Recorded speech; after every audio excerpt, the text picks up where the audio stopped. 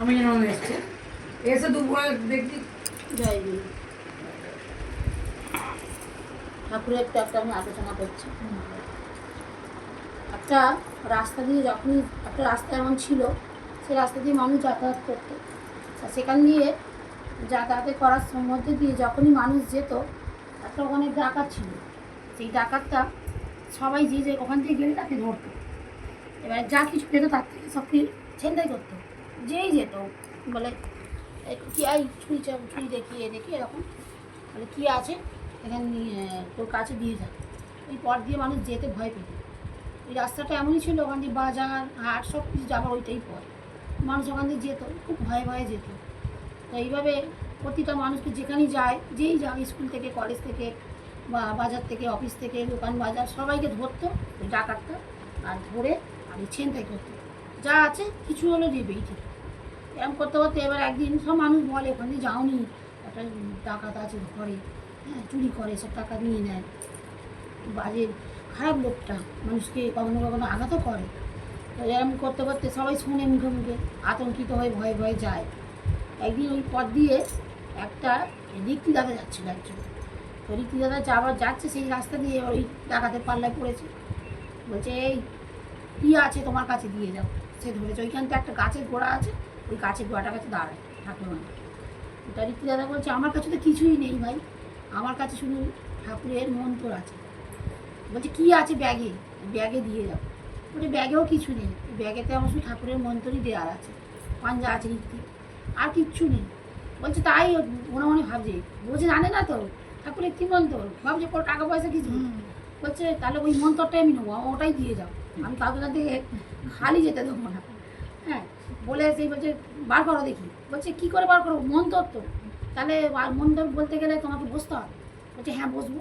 এই গাছের ওখানে ঋত্বি দাদা একটা পেপার পেতে দিয়েছে, বসেছে, বসে এই মন্ত্র দিয়ে তাকে দীক্ষা দিয়ে দিয়েছে ঋত্বি দাদা। নাও যাবো মন্ত্র। বলছে কই, বলছে এইটাই তো মন্ত্র। বলে আচ্ছা ঠিক আছে, বলছে আমি যা বলবো করতে হয়। বলছে হ্যাঁ করবো। বসেছে, দীক্ষা দিয়ে দিয়েছে, মন্ত্র দিয়েছে। দেওয়ার পর একটা বলছে আর কি আছে এই ব্যাগে। বলছে আর কিছু নেই, যাই কারামারি করে বার করেছে, এটা একটা ঠাকুরের ফটো হয়েছে। বলছে এটা আমাকে দাও। বলছে এটা নিয়ে তুমি কী করবে। বলছে এটাই আমার লাগবে, আমি কাউকে কিন্তু খালি যেতে দিই না, আমার লাগবেই কিছু। ভালো ফটোটা দিয়েছে ঋত্বি দাদা। বলছে এইটা নিয়ে ভালোই হলো, তুমি ঠাকুরের মন্ত্র দিয়েছি তো, সকালবেলায় তুমি 1 টাকা ঋত্বি দাদা দিয়েছে।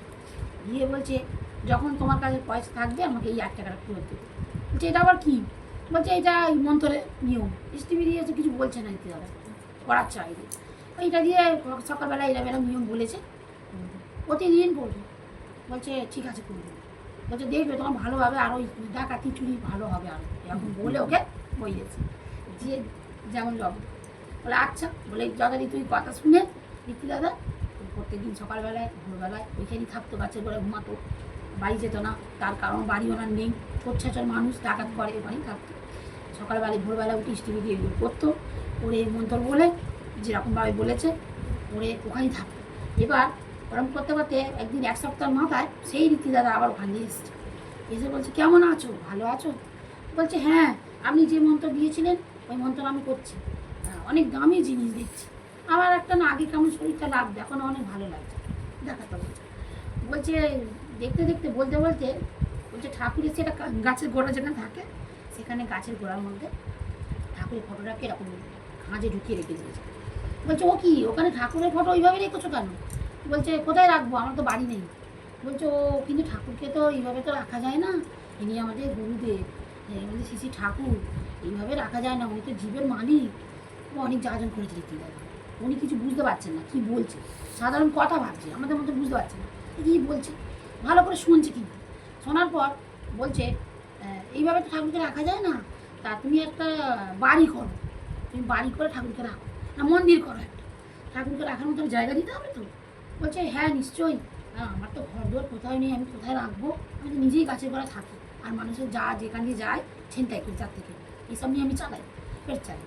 বলছে ঋত্বি দাদা বলছে তুই এক কাজ করো, তুমি মানুষের বাড়ি বাড়ি গিয়ে তুমি না, তুমি একটা মন্দির করো, একটা ছোটো ছিঁড়েখাটো মন্দির ঘর মতন করো, সেখানেই ঠাকুরকে রাখবে।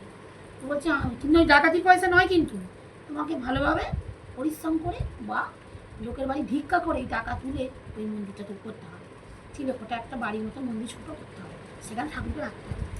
এবার তাই ওই কথাটা রীতি ঠাকুরের রীতি দাদার কথা শুনে পাড়ায় পাড়ায় গিয়ে ভিক্ষা করে ঠাকুরের কথা বলে বলছে, কিন্তু আমার ঠাকুরের কথা বলতে হবে যেরম যেরম শিখিয়ে দিয়েছে, আমাদের ঠাকুর এই করে ওই করে, এরম দেওঘর মন্দির আছে, আমি এরকম ঠাকুরকে পেয়েছি, এরকম বলে বলে লোককে বলতে হবে। এগুলো যাজন বলে, এরকম বলে বলে তুমি বাড়ি বাড়ি করো, করে যে টাকা তোলো ভিক্ষা করে, সেই টাকাতে তুমি একটা ঠাকুরকে ঘর করো, সেখানে ঠাকুর থাকবে। এইভাবে থাকলে তোমার ডাকাতি ভালো চলবে না। কে দেবে তোমাকে? দেখবো আমি কত তোমার ডাকাত ভালো চলবে, অনেক মানুষ পাবে, বলছে মোটা মোটা টাকা পাবে, বলছে আচ্ছা। লোভে আই করেছে, মানুষের বাড়ি বাড়ি গেছে, বলে বলে টাকা করেছে, একটা ছোট্ট ছিলে ফটার মতন বাড়ি বানিয়েছে, বাড়ি করে ঠাকুরকে ওইখানে রেখে ছবি বাঁধিয়ে ঠাকুরকে রেখেছে। এবার যে ওই ঠাকুরের কাজ করে, মানুষের বাড়ি বাড়ি যাজন করে, সে আর টাকা থাকে? আর থাকে না। আর মনে হচ্ছে না আমি ডাকাতি করব, মানুষকে চুরি করবো, লোকে মানুষের কলার ধরে গলা ধরে টাকা নেবো, আর ইচ্ছা হয়? সেই মানুষটা করে করে বলে, একদিন বিক্রি দাদা আবার এসছে, বলে কেমন আছো, করেছো? বলে আপনি কাল আসবেন, আমি এই বাড়িতে করেছি ছোট্ট মন্দির, ঠাকুরকে কাল বসাবো, আপনি আসবেন, আপনার তো দয়া আমি আর ঠাকুরকে পেয়েছি, আমি জানি না উনি কে, কিন্তু আমি কোনোদিন দেখিনি, কিন্তু যেন ওনাকে পেয়ে আমার একটা জীবনটা বদলে যাচ্ছে আস্তে আস্তে। সেই ডাকাতটা বলছে ঠিক আছে, তুমি তাহলে ঠাকুরকে আজকে করো প্রতিষ্ঠা, আর যাদের যে বাড়িতে বাড়িতে গিয়ে ভিক্ষা করেছো সেই মানুষগুলোকে সব আসতে বলো। সবাইকে আসতে বলেছে, সবাই এসেছে সেদিন। ঠাকুরের একটা সৎসঙ্গ হয়েছে, লিখি দাদা ছিলেন। বলছে আর আমি কালকে, বলছে কী হলো, কালকে বেরোতে হবে তো ডাকাতি করতে, তাহলে এবার মোটা মাল পাবে, ঠাকুরকে ভালো জায়গায় রেখেছো। বলছে হাওয়া করে কী রে, তখন ওই ঠাকুরের ওখানে বলছে আর আমি ডাকাতি করবো না দাদা, আমার আর ইচ্ছা হচ্ছে না, এবার আমি তার কাজ করবো, আমার খুব ভালো লেগেছে এই মানুষের বাড়ি বাড়ি গিয়ে ঠাকুরকে বলা, এই ঠাকুরের মন্দির করা, আর আমি ওইসব কাজ করবো না, আমি মহা পাপ করেছি, আমি এবার এই কাজই করবো। যাকে আমাদের ঠাকুরের কত নীল একটা ডাকাতকে এইভাবে ঠাকুরের করে ঠাকুর করিয়ে নিল রীতি দাদার মাধ্যমে। জয় গুরু। জয় গুরু। বাহ।